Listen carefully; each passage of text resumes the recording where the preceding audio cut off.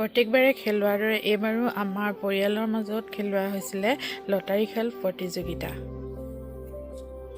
সকলোকে নমস্কাৰ জনাই মোৰ অন্য এটা ভিডিঅ'লৈ স্বাগতম জনাইছোঁ। আশা কৰোঁ সকলোৰে ভাল নিশ্চয়। বিহুৰ বতৰ যেতিয়া সকলোৰে ভাল হ'বই চাগে, সকলোৱে ৰং ৰহস্যৰে বিহু পালন কৰিলে চাগে ন। আমিও আমাৰ বিহুটো সুন্দৰকৈ পাৰ কৰিলোঁ আৰু সিদিনা দিছিলোঁ মই মোৰ প্ৰথম বহাগৰ দিনটোত যি আমাৰ সমূহিক বিহু উৎসৱ পালন কৰিছিলোঁ, মানে যিখিনি নীতি নিয়ম কৰিছিলোঁ সেইখিনিৰ ভিডিঅ'টো মই আপোনালোকক দিছিলোঁ আৰু তাৰে আধাডোখ দিবলৈ থাকি গ'ল আৰু আজি মই গোটেই ভিডিঅ'টো সম্পূৰ্ণকৈ দিবলৈ লৈছোঁ। আমি কি কৰিলোঁনো প্ৰথম বহাগৰ দিনাখন আৰু কি নকৰিলোঁ তাকে আপোনালোকৰ লগত শ্বেয়াৰ কৰিবলৈ লৈছোঁ। চাব দেই সকলোৱে শেষলৈ। এয়া গাঁও ঘৰখনত য'ত আমি সকলোৱে মিলি আমাৰ বিহুৰ দিনটো পাৰ কৰিছিলোঁ, বহাগৰ দিনটো। আৰু মই ফুৰিবলৈও গ'লোঁ গাঁৱত দুই এঘৰ আৰু ঘূৰি আহি দেখোঁ এয়া চোতালত এনেকৈ গাঁৱৰ সৰু সৰু ছোৱালীখিনিয়ে বিহু মাৰি আছে। আৰু এয়া চাওকচোন গাঁৱৰ বিহু কেনেকৈ মাৰেনো, আৰু গোটেই ঘৰৰ গোটেই সদস্যখিনি সিহঁতৰ লগত যোগ দিছেহি আৰু দেখিলোঁ সকলোৱে মিলি এনেকৈ বিহু গাই আছে।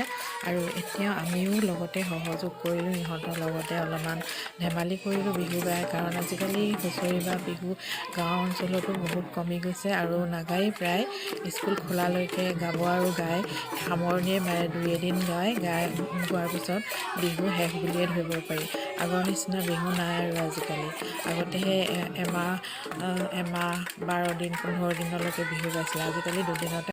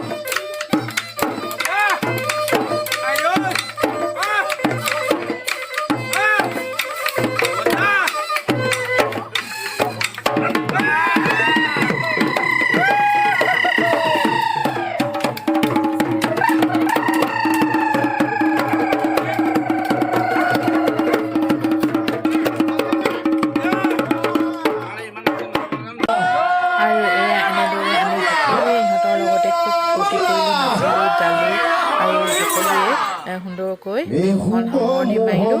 আৰু এয়া আলহী আহিছিলে, আলহীও আমাৰ লগত সহযোগ কৰিলে আৰু গৃহস্থইও শৰাই দিলে আৰু তাৰ লগতে যিবিলাক আমিও দিলোঁ আৰু আলহীও দিলে। সকলোৱে যি পাৰে তাকে সিহঁতৰ অৰিহণা আগবঢ়ালে আৰু সিহঁতে সন্তুষ্ট হৈ এতিয়া বহিলে, বহি এয়া আশীৰ্বাদ দিবলৈ লৈছে। আৰু লগতে আমাৰ যিজন বিজিত ককাইদেউ আহিছিলে তেখেতেও এয়া আশীৰ্বাদ দিছে এনেকৈ সিহঁতৰ লগতে আৰু সুন্দৰকৈ বিহুখন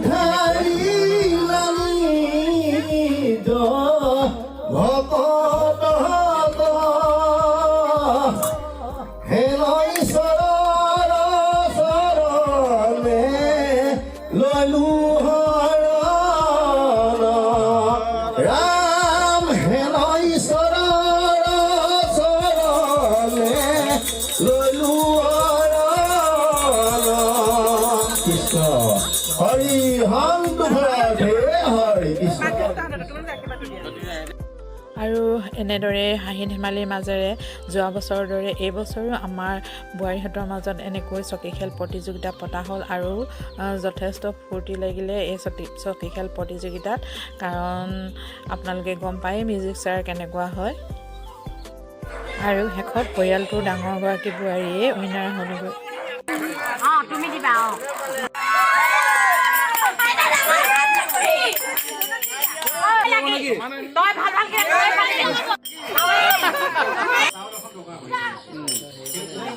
মই দিছিলোঁ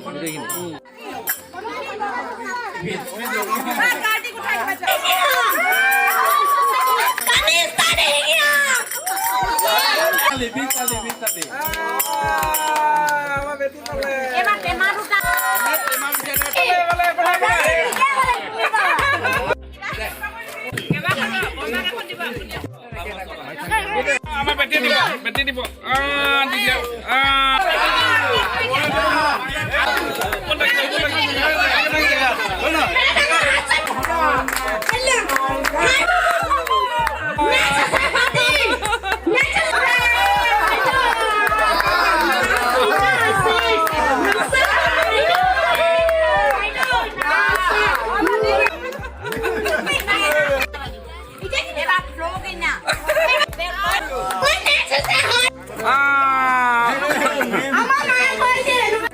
আৰু এতিয়া আমাৰ গোটেই দিহিঙীয়া পৰিয়ালৰ মাজত এনেকৈ লেটাৰী খেল খেলোৱা হৈছে আৰু এয়া পৰিয়ালৰ মাজতে আবদ্ধ থাকে। আমাৰ একেবাৰে সৰুটোৰ পৰা একদম বুঢ়াজনলৈকে সকলোৰে মাজত এইখন খেল খেলোৱা হয় আৰু খুব বেছি ভাল লাগে আৰু সকলোৱে আনন্দ ফূৰ্তিৰে এনেকৈ প্ৰতিযোগিতাৰ মাজত ভাগ লোৱা হ'ল। আৰু ইয়াতে ওচৰ চুবুৰীয়াও আছে আৰু আলহীও আছে, সকলোৰে মাজত কিন্তু খেলখন নাই হোৱা, অকল আমাৰ নিজৰ পৰিয়ালৰ মাজতে খেলোৱা হৈছে। আৰু আপোনালোকেও কেতিয়াবা খেলেনে বাৰু এনেকৈ? কেতিয়াবা ইমান আজিকালিৰ দিনটো ব্যস্ততাৰ মাজত থাকি কেতিয়াবা ভাগৰুৱা অনুভৱ হয়, সকলোবিলাক ভাগৰ পাৰ হৈ বছৰৰ এটা দিন এনেকৈ ফূৰ্তি কৰি চাবচোন, যথেষ্ট ফূৰ্তি লাগে আৰু নিজৰ মানুহখিনিৰ মাজত এনেকৈ সময় পাৰ কৰিলেও বহুত বেছি ভাল লাগে। কেতিয়াবা আপোনালোকেও এনেকুৱা কৰি চাবচোন, আমাৰ নিচিনাকৈ খুব ভাল লাগিব। আৰু এতিয়া খেল সামৰি সকলোৱে একেলগতে বহি প্ৰীতিৰে এসাঁজ ভাত খালোঁ গোটেই পৰিয়ালৰ সদস্যসকলে মিলি আৰু গোটেই বছৰটোলৈ এনেকৈয়ে আশীৰ্বাদ লৈ সকলোৱে আমি ঘৰা ঘৰি যাবলৈ ওলালোঁ।